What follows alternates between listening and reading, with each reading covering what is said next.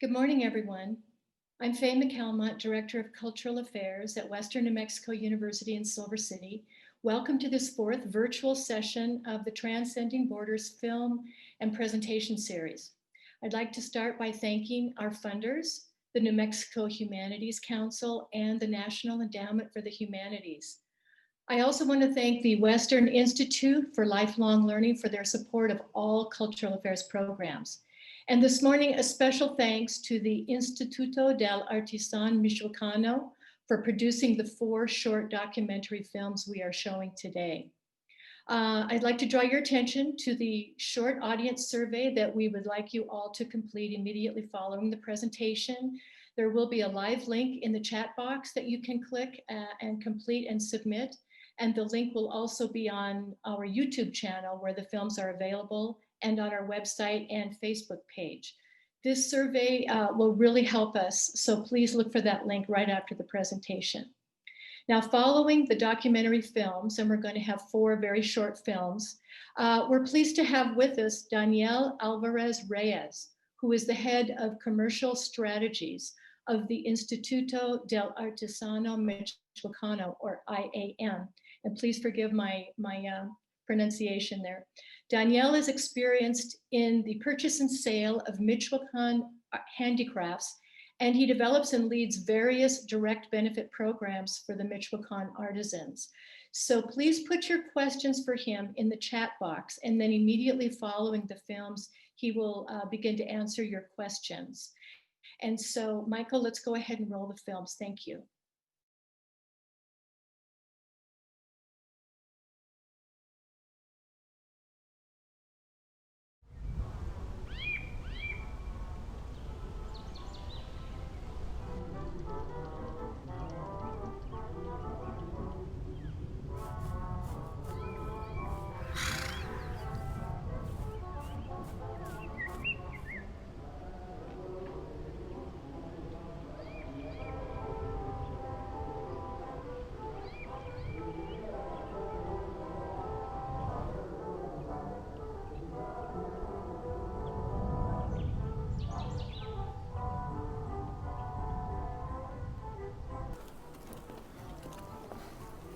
Las máscaras en las pastoreras representan lo que es la lucha del bien contra el mal. Normalmente los colores deben de ser colores muy fuertes, muy agresivos, como llamas, como si fuera el fuego que va emergiendo, donde va emergiendo el mal.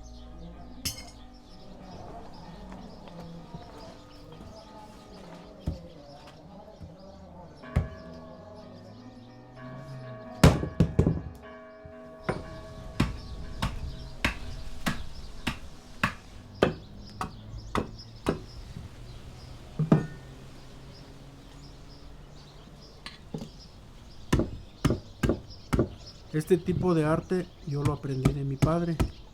Cuando yo tenía 12 años empecé a ver cómo diseñaba las máscaras mi padre, cómo las hacía, y empecé yo a aprender.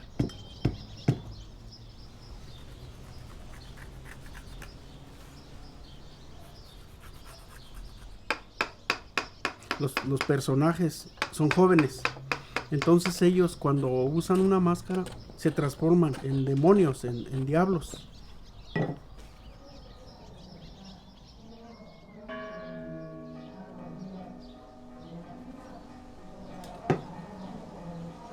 Yo siempre he luchado para que esta pastorela no se convierta en folclore, sino en una tradición.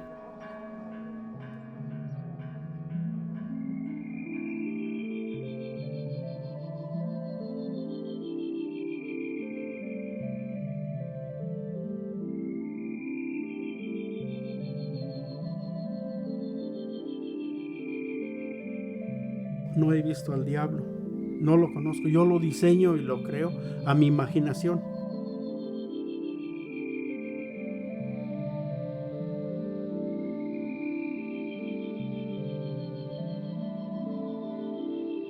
Los trajes casi duran medio año para estarlos bordando.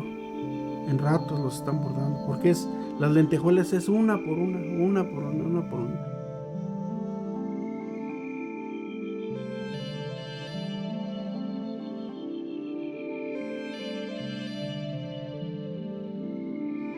Los diablos siempre los hemos considerado como los dragones. En la parte de las montañas muchas veces se cree que los ven o que aparecen, que bajan del cerro, que bajan de las montañas para venir a apoderarse de la gente buena.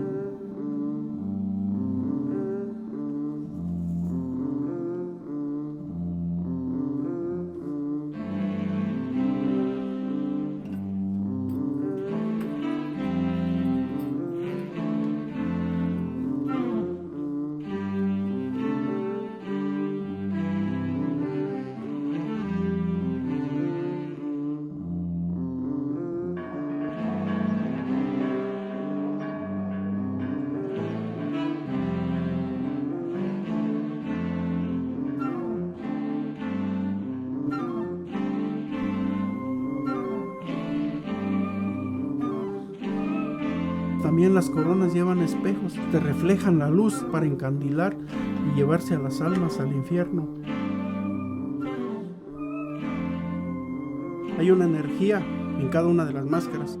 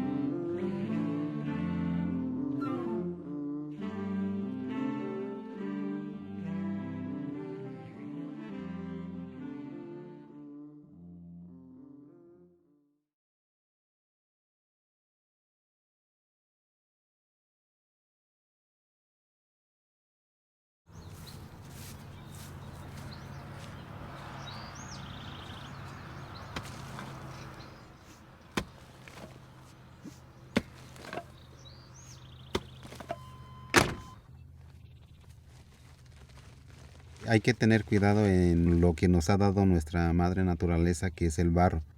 Es flexible, se presta para hacer lo que nosotros queramos.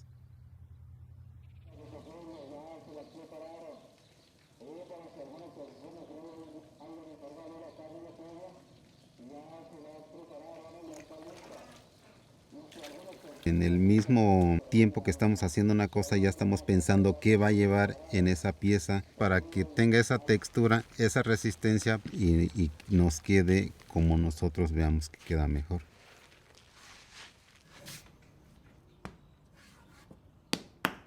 Aceleramos nuestras manos para no tardar tanto tiempo en terminar una pieza.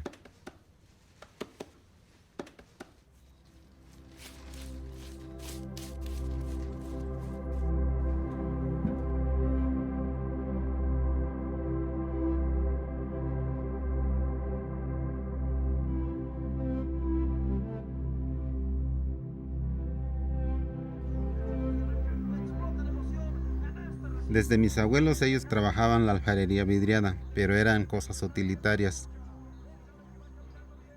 Con el transcurso del tiempo se le fue poniendo más, se le fue dando la proporción.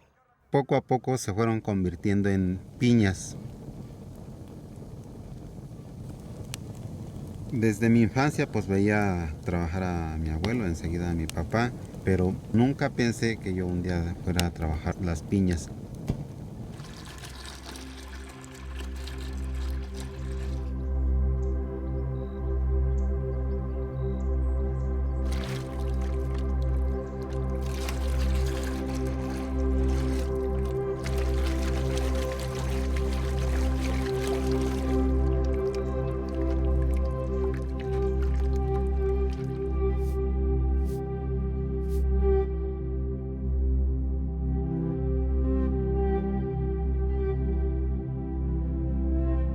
Yo siento que mis hijos van a darle seguimiento a este trabajo porque es una cultura que nos dejaron nuestros antepasados.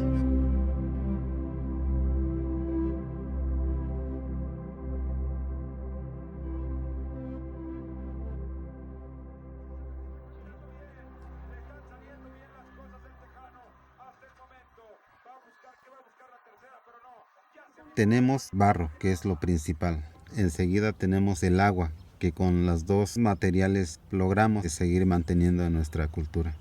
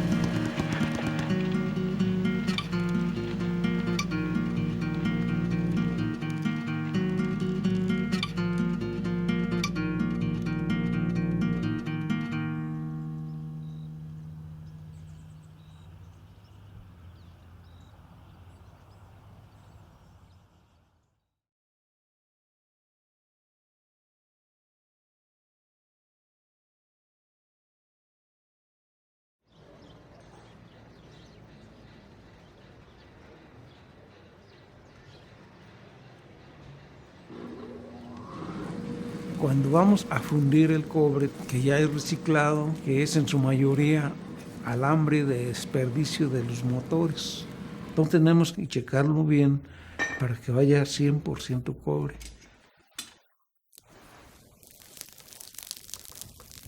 Y como todo es a través de la mente y a través de la imaginación, pues o sea, irla forjando para ir dando los martillazos con precisión para que no se pase de adelgazar en partes o que no vaya a quedar muy grueso.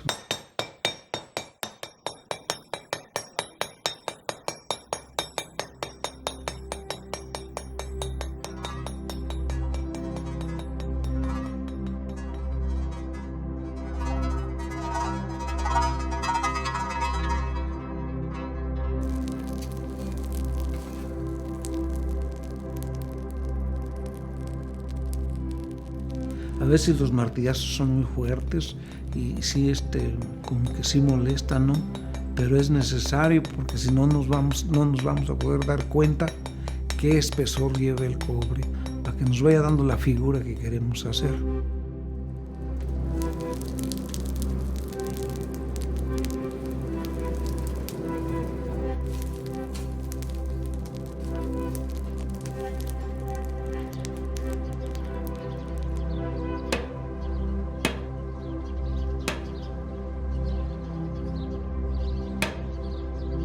La imaginación y el sentido y las manos hacen posible hacer esa magia, pues, ese juego.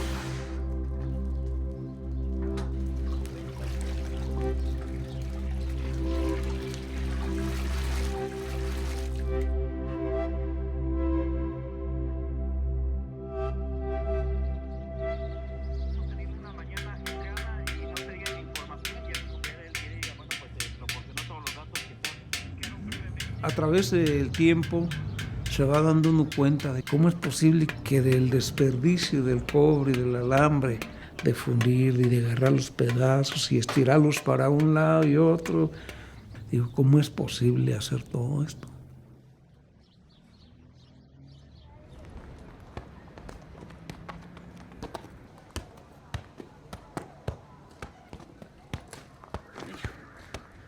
pues hay la oportunidad de seguir trabajando con la familia, enseñando a los hijos. Ya saben, pero les hace falta más experiencia. Están jóvenes. Yo a esta edad todavía sigo aprendiendo.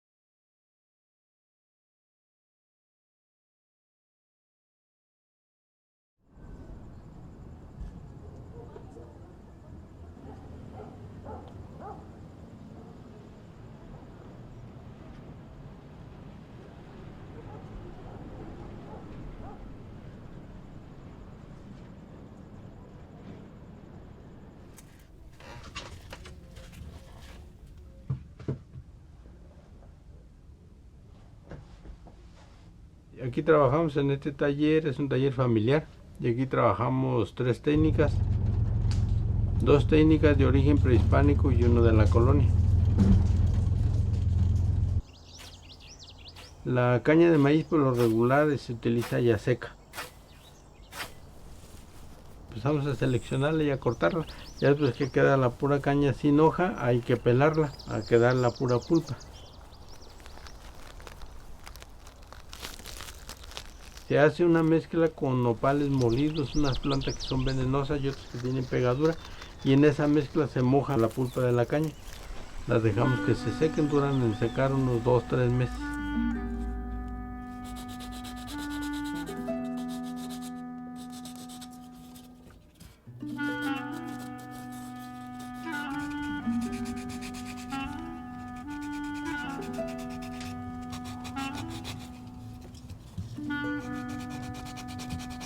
Ya es como un rompecabezas. Si es un brazo, una mano, una cabeza, un torso, los pies, y ya después lo vamos uniendo.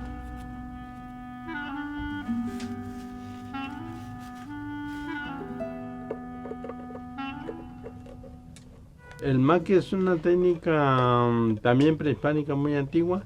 Encontraron un guaje aquí en Michoacán en una tumba y le calcularon más o menos 500 años antes de Cristo. Eso nos da una idea de la antigüedad de la técnica.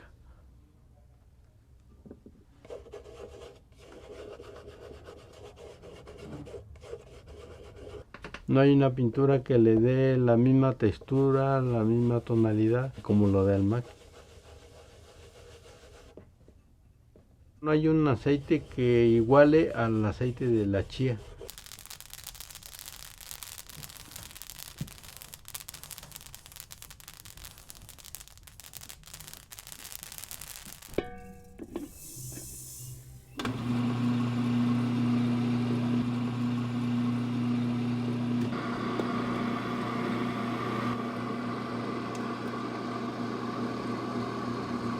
Y cuando uno lo está exprimiendo, quisieron que cayera un chorro. Y no, se cae una gotita. Entonces en 15 días sacamos más o menos 1 litro de aceite. Y es una técnica donde se utilizan tierras y colores naturales. Colores rojos los sacamos de la grana cochinilla. Según como se prepare la cochinilla cambia el tono, pero siempre en la gama de los rojos. Para hacer un color vino se utilizan los orines de las vacas, que debe ser la primera orina de la mañana. Los colores vegetales son como en la planta del añil, el amarillo de la flor del cempasúchil. Hay tierras minerales que se seleccionan de acuerdo a lo que uno vaya a realizar y el color que uno vaya a preparar.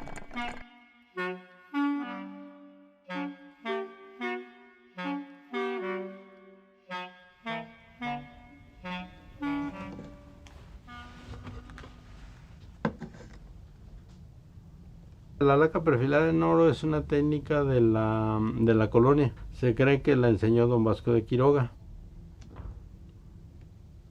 Para hacer el pegamento se utilizan varias arcillas y se le va agregando el aceite hasta darle la consistencia del óleo.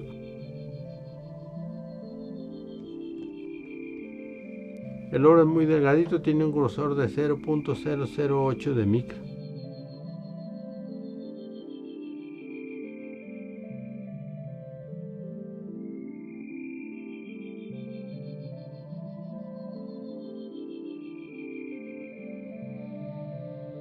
Trabajar estas técnicas es como mantener viva esa parte de ese conocimiento de lo que nuestras culturas sabían hacer, y dejarlas perder es como dejar perder un conocimiento que es parte de la historia de un pueblo, del pueblo purépecha.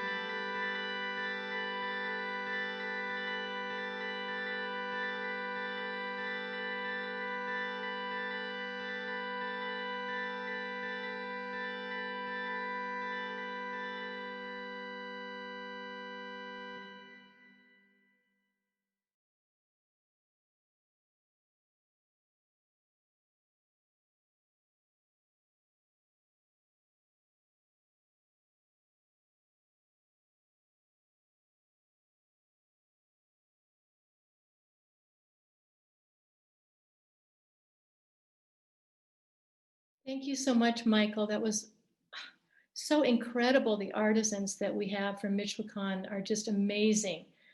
Now, does anyone have any questions for Danielle about any of the videos that we've seen this morning? If you do, please put them in the chat box. Otherwise, I'd like to go to Danielle and have him tell us a little bit about IAM and the making of these films and how you can perhaps purchase any of these kinds of handicrafts from the IAM. Thank you. Go ahead, Danielle, unmute. Hi, how are you, everyone? First, I would like the Western New Mexico University for show us the videos that we make here with all the love and work with these fabulous artisans from Michoacán. I'm sorry.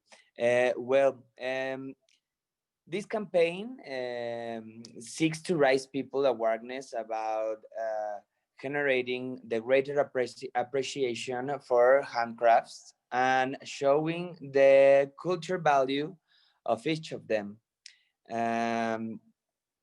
This campaign was fabulous to work with these artisans and knowing the process of these different techniques of the handcrafts.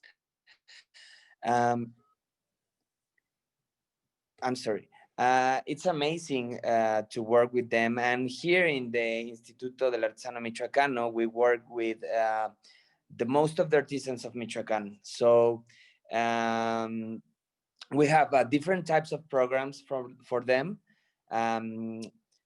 Now we are buying a lot of different pieces of different regions of different artisans to help them with these difficult moments of the pandemic situation. So right now we're trying to have the best problem is the people don't have money, so the sales are going down now. So yeah, it's a little bit complicated, but you can buy a piece if you want in our online store. It's www.artesanias a line a little a line artisaniasmichoacan.com, and we have a ship for Mexico and ship for another parts of the world, also United States. Great. Okay, so how are the artisans actually handling this pandemic? Probably tourism has dried up, and they may not be able to. I mean, that's typically how they survive. So how are they getting through? It's a little bit difficult because now the tourism here in Michoacán, we live with a lot of tourism. You know that this Day of the Dead, the 2nd of November, is one of the most important dates of the tourism and one of the biggest sales for the artisans. So now with this low tourism here in Michoacán and all this stuff, it's a pretty tough moment for the artisans now. They're trying to sell to another different parts of Michoacán, but also one of the most part of these artisans are older peoples that they are too risk for them. So it's a little bit complicated now. The thing that we are making is trying to buy pieces and make this a social I don't know how to say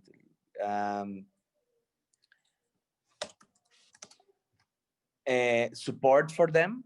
Yeah, we're trying to support them with buying some stuff, but there is not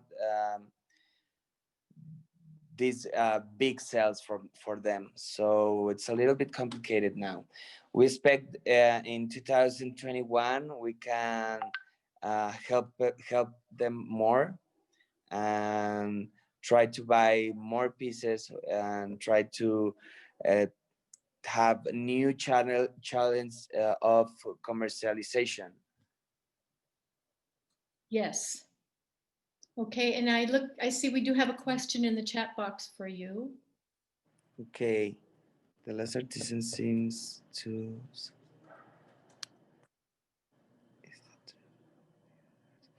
Well, yeah.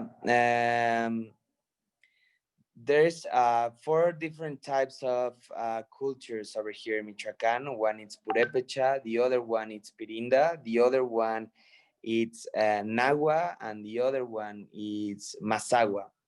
And yeah, the people that they live in the zona Purépecha, in the zone of the Purépechas, there seems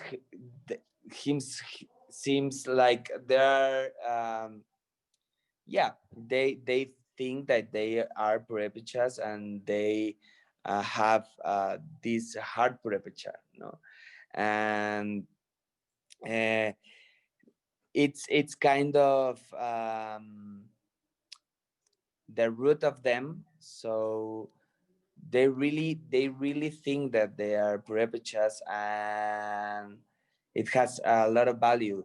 We have another video that we can see it now, but it's called The Circle, and this one talks about how the people how these artisans start making all this process of the artesania, and they have to go to sell it, and they come back to his own town and start to learn and teach others the technique, so these techniques don't lose it. Okay, so yeah, they are so perpetuous, and it's true, it's true. So yeah, we are a government institute. So there's another question, so I'm going to answer it. We are a government institution, so we have a lot of different types of programs, and we work with another institutions, like FONART. That FONART is a federal institution that supports different process of the artisans. We have healthy programs, we have commercialization programs, we have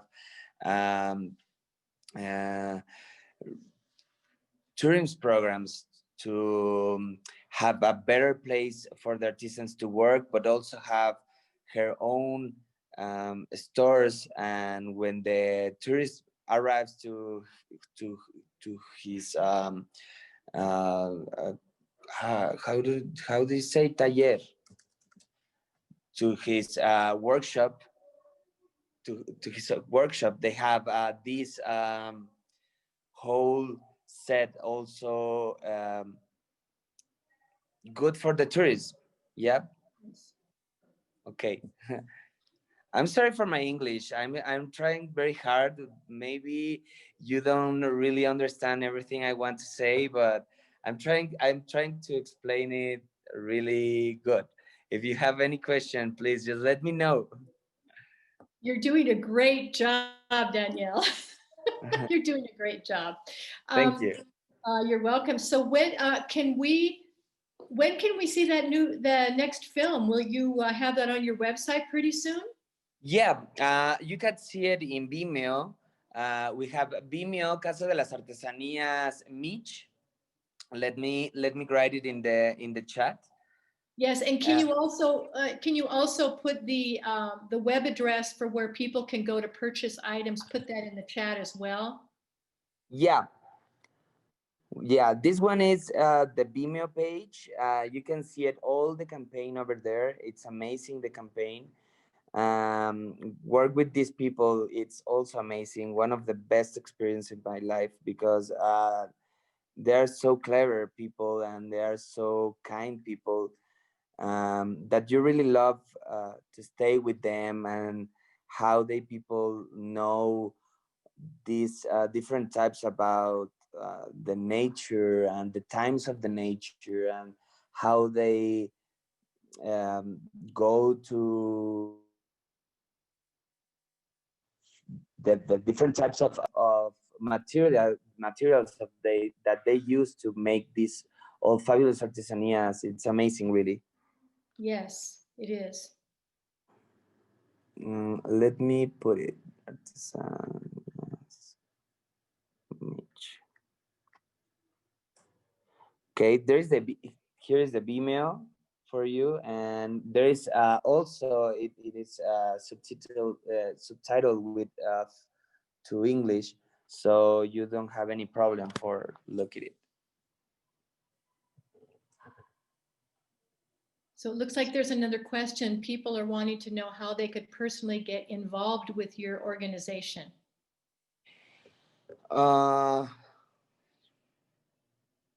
Okay, well,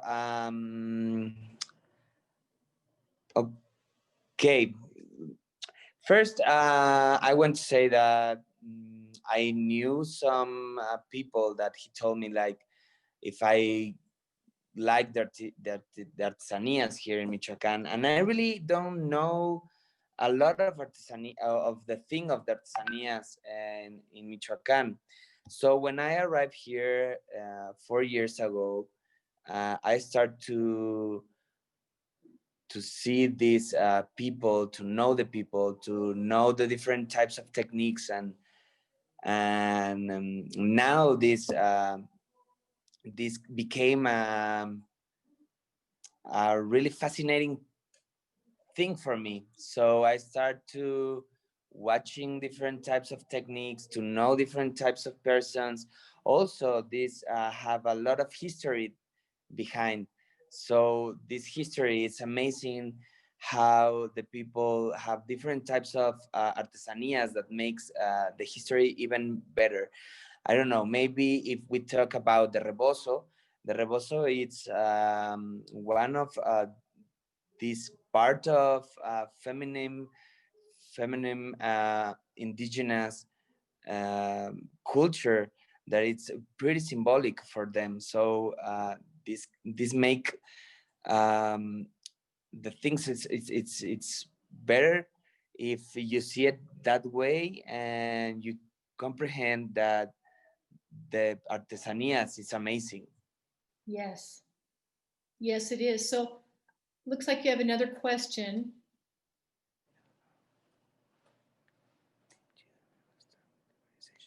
I start with a great director of the Instituto that he invited me to start this work 4 years ago. I hope. And now, yeah, we are also young professionals, like that you say, that we love our work and we start to help these people. Yes, well, and I guess Castor is another example of that, who's there with Yeah. you in the room. Yeah. It's so helpful to us when we were down there as well. So we've met some of these young professionals, and they're so dedicated. It's incredible to see that. Someone else wanted to know how else does your government help to support the artisans? Maybe the United States can learn from what Mexico is doing to help their artisans. Well, I think here in Michoacán we are we have these.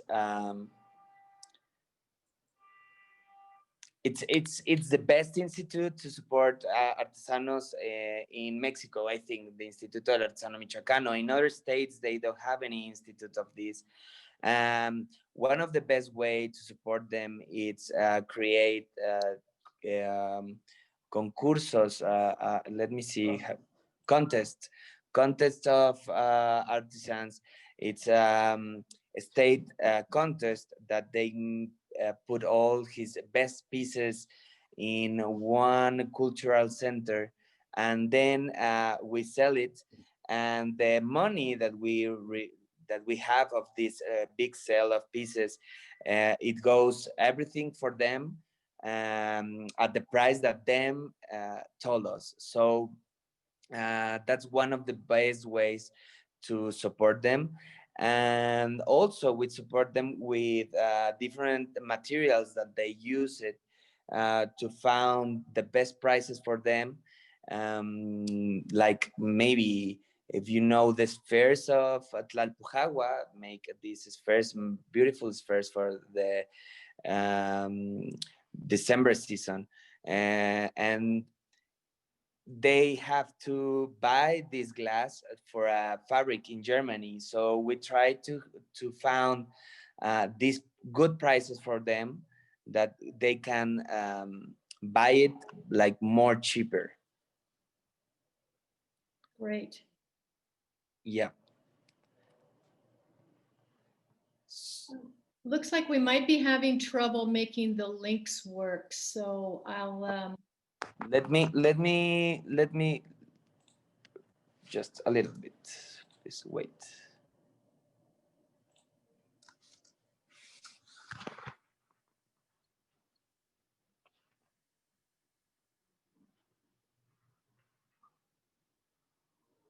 Okay.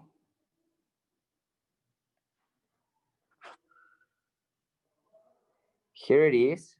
This one.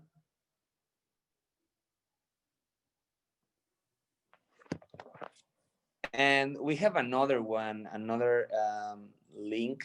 Let me give it to you. Okay, and also for the participants, we will be checking on them and putting them on our website as well, and our the YouTube channel, but the Fiesta Latina website, where you can see all of the presentations that we've had in the series, we will we'll put the links on there as well, and make sure that you're able to contact Danielle. Someone says it's working now, so maybe there was just a short glitch there. Yeah. Yeah. So Danielle, are most of your, I know that you usually do a lot of events that you have there. When we were there, there was a large market, mercado out in front of your building. And so I suppose that those things are not able to happen right now, correct? Yeah, correct. Now this is a difficult situation for all. So